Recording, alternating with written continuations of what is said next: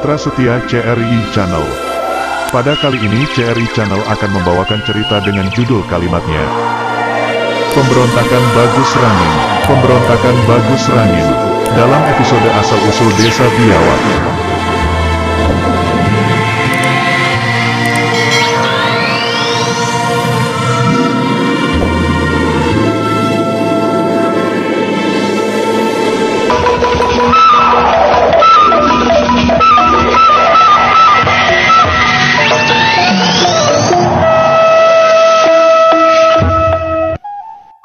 Desa Biawak adalah salah satu desa yang berada di wilayah Kecamatan Jati 7, Kabupaten Majalengka, Jawa Barat. Desa Biawak berbatasan dengan Desa Bantarjati, tempat kelahiran Bagus Rangin, seorang pahlawan nasional yang dikenal sangat gigih berani melawan kesewenang-wenangan penjajah Belanda. Biawak sebagai sebuah nama diperkirakan baru muncul pada tahun 1805 Masehi. Dinamakan Biawak bukan karena di desa tersebut dahulunya banyak hewan biawak. Nama Biawak muncul berhubungan dengan peristiwa pemberontakan Bagus Rangin. Bahkan di tempat yang kini dinamai Biawak itulah awal mula munculnya pemberontakan Bagus Rangin. Biawak dahulunya lahan yang dihuni beberapa orang. Wilayahnya masuk pada wilayah Bantarjati. Kata Biawak merupakan kependekan dari kata bahasa Cirebon, biaya awak, yang maknanya berarti biaya badan, atau juga bermakna pajak per kepala. Pada tahun-tahun 1602 sampai 799 tanah partikelir dimunculkan di wilayah Kresidenan Cirebon. Hal tersebut berlanjut hingga masa Daendels, Raffles, John Vendel, sampai pada masa Van der Capellen, 1820. Pemilik tanah partikelir berhak memberlakukan berbagai macam pajak, termasuk bagi petani-petani yang mengelola tanah, Pusponegoro dan Noto Susanto. Tanah partikelir adalah tanah milik pemerintah yang dikontrak oleh pengusaha, dengan kendali penuh pengelolaan di tangan pemilik, pengusaha. Pada tahun-tahun 1602 sampai tahun 1799 tanah-tanah partikelir sudah digarap secara mandiri oleh petani-petani pribumi.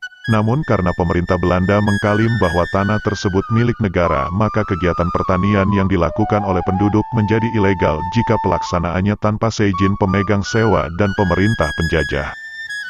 Pada waktu itu, tanah partikelir disewakan penjajah Belanda pada pengusaha Cina. Dalam kebijakan pengelolaannya, para pengusaha Cina memberlakukan sewa bagi siapa saja petani yang menggarap tanah partikelir. Selain itu, penggarap tanah partikelir juga dikenakan pajak per kepala. Pajak per kepala inilah yang disebut orang Bantarjati sebagai biaya awak. Penderitaan kaum tani di wilayah Bantarjati akibat diberlakukannya berbagai macam pajak membuat kehidupan mereka tambah miskin. Kemiskinan yang merajalela serta kesombongan para pengusaha Cina kemudian memantik pemberontakan. Pemberontakan mula-mula diwujudkan dalam bentuk mogok bayar pajak kepada pengusaha Cina.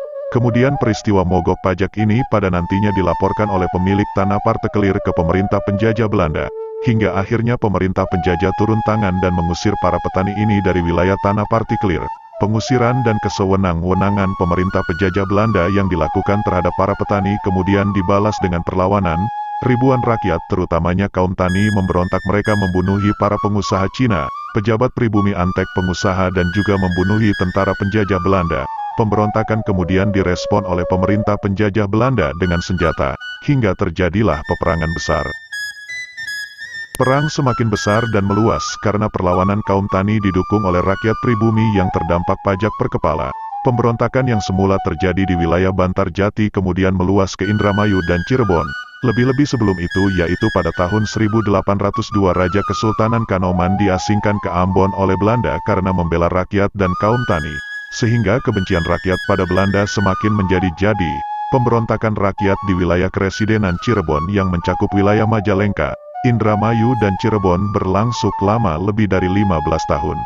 Wilayah atau tempat yang menjadi awal mula meletusnya pemberontakan yang dipimpin Bagus Rangin itu kemudian dinamai Biawak, sebagai pengingat peristiwa pilu penderitaan rakyat akibat pajak per kepala yang diterapkan penjajah Belanda melalui tuan tanah pemilik tanah partikelir.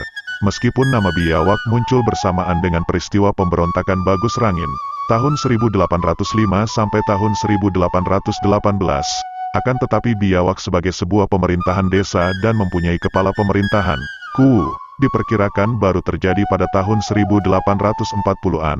Adapun Kuu pertama yang menjabat adalah Kuu Margahayu. Menurut versi kedua, Desa Biawak merupakan salah satu desa yang ada di Kecamatan Jati 7 Kabupaten Majalengka. Jumlah penduduknya ada 4.477 jiwa.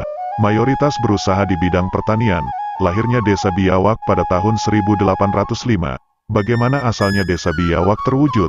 Pada tahun 1805 pasukan Belanda dari Cirebon datang ke Pedukuhan Bantarjati dipimpin oleh Jenderal Fararensen dan Kapten Barnas. Penduduk Bantarjati di bawah kekuasaan Tubagus Bangin, Tubagus Rangin, Tubagus Merat, Tubagus Sena, Tubagus Lejah, Tubagus Daisa, Tubagus Kondur. Pasukan Belanda setelah berhadapan dengan Tubagus Rangin, bahwa masyarakat yang ada di Pedukuhan Bantarjati diwajibkan bayar pajak ke pemerintahan Belanda per kepala Rp1. Kalau tidak bayar jangan ada di sini, bubar. Oleh Tubagus Rangin ditolak. Akhirnya adu mulut dan terjadilah perang besar-besaran. Pada waktu itu pasukan Bantarjati dipimpin oleh Tubagus Rangin melawan pasukan Belanda dan pasukan Belanda akhirnya kalah lalu pulang ke Cirebon. Setelah datang ke Cirebon, Jenderal Fararensen memanggil Sultan Ahmad untuk mengadakan perundingan, bahwa pasukan Tubagus Rangin sudah ingkar dari peraturan pemerintah Belanda, kita harus mengadakan sayembara. Diumumkan ke kerajaan, kesultanan dan kalau pasukan Bantarjati yang dipimpin oleh Tubagus Rangin kalah atau mati maka pihak yang ikut sayembara akan diberi uang ringgit sebanyak-banyaknya dan Sultan Ahmad akan diangkat menjadi sultan pemimpin di wilayah Cirebon dan sekitarnya. Sultan Ahmad lalu memerintahkan bawahannya disuruh mendatangi ke tiap-tiap kerajaan dan kesultanan memberitahukan bahwa siapa yang mau ikut sayembara meruntuhkan pasukan Tubagus Rangin maka akan diberi uang ringgit sebanyak-banyaknya. Akhirnya banyak yang ikut daftar sayembara, seperti dalam-dalam yang ada di daerah Cirebon, dalam Kedongdong, dalam Lewi Seeng dari Mataram, dari Cirebon dan di mana-mana.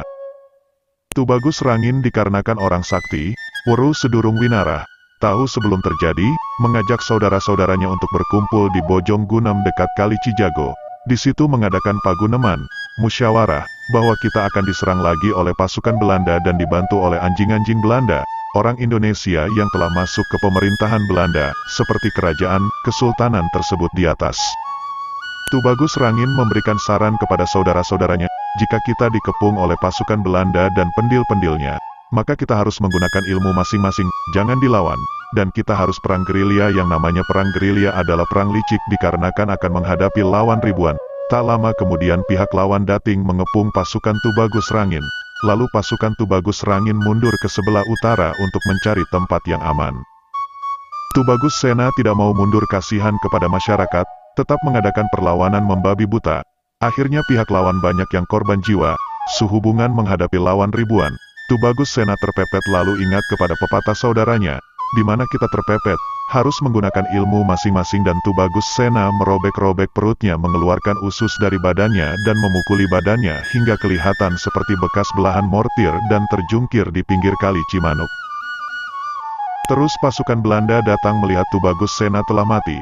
Akhirnya pasukan Belanda dengan pendil-pendilnya mengejar Tubagus Rangin dan kawan-kawan ke utara. Setelah keadaan aman Tubagus Sena bangun kembali, usus yang dikeluarkan dari badannya dimasukkan kembali ke dalam perut dan perut yang dirobek disatukan kembali. Badan yang kelihatan bekas belahan mortar dihapus, lalu berkata besok jaga Ninggeto. Di kemudian hari, di sini akan dijadikan desa yang namanya Desa Biawak asal dari kata biaya awak, biaya badan. Gara-gara dipungut pajak per kepala Rp1, akhirnya terjadilah perang besar-besaran dan ingin selamat merobek badan mengeluarkan usus dari badan atau mengeluarkan bayah dari awak, terjungkir di pinggir Kali Cimanuk. Jadi, asal Desa Biawak adalah dipungut pajak per kepala Rp1, dipungut biaya awak. Tubagus Sena merobek-robek badannya, mengeluarkan usus dari badan, merumbaikan bayah dari awak di pinggir Kali Cimanuk. Bayah ngarumbai dinu awak, jadilah sebutan Desa Biawak, asal kata dari dua poin tersebut di atas. Utusan Mataram pada waktu itu setelah datang di Pedukuhan Bantarjati melihat dan mendengar perilakunya Tubagus Rangin baik akhirnya membantu pasukan Tubagus Rangin dan setelah aman diangkat menjadi kepala Desa Biawak yang pertama pada tahun 1805 yang disebut Sirahdaya. Kepala desa, yang sekarang kuburannya kurang lebih 100 meter dari kantor Desa Biawak ke selatan.